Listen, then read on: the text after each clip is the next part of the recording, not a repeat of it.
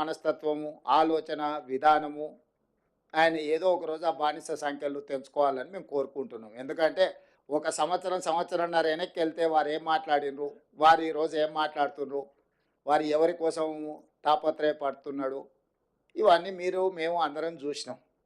కాబట్టి ఆ విషయాలతో అసలు విషయాన్ని పక్కదారి పట్టించవచ్చని వాళ్ళు ఏమన్నా అనుకున్నా అది వాళ్ళ భ్రమ.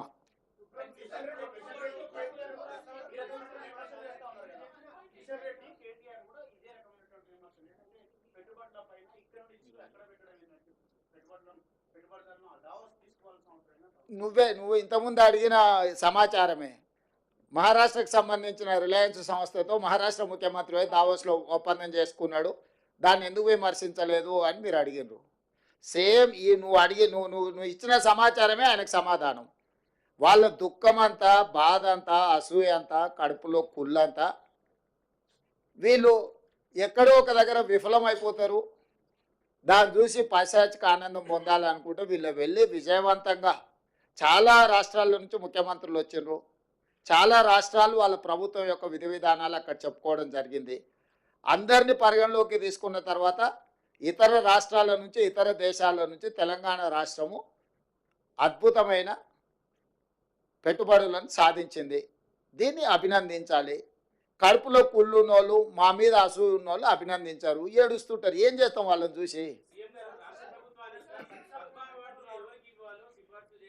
ఇప్పుడు పెట్టుబడుల గురించి మాట్లాడుకుందాం చారి గారు. నేను మీకు ఒకటే చెప్పదలుచుకున్నా, ఈ మధ్య రీసెర్చ్లలో ఒక కొత్త జబ్బు ఏదో కనిపెట్టినరు. అంటే డాక్టర్లు మన ఏదో మాట్లాడుతూ చెప్తాను, అటెన్షన్ సీకింగ్ డిజార్డర్.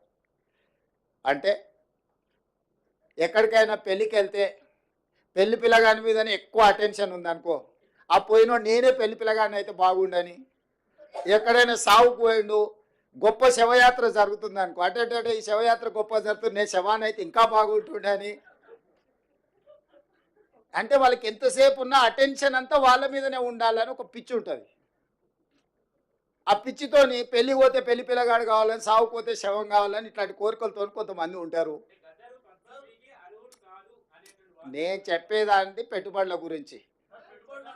ఈ పెట్టుబడులు, ప్రభుత్వము, విధి విధానాలు మేము వెళ్ళి ఆకర్షించి పెట్టుబడులు తేవడంతో, అరే వాళ్ళు ఎట్లా ఆకర్షిస్తారు, నేను పోయినప్పుడు ఎవరు రాలేదేంది, ఇప్పుడు వీళ్ళు పోగానే ఇంతమంది వస్తున్నాయింది, ఇన్ని పెట్టుబడులు వస్తున్నాయిందని ఈ అటెన్షన్ సీకింగ్ డిజార్డర్ అనే జబ్బుతోని ఒక ఆయన బాధపడుతుండు, ఇంకొక ఆయనకు మద్దతు ఇస్తుండు.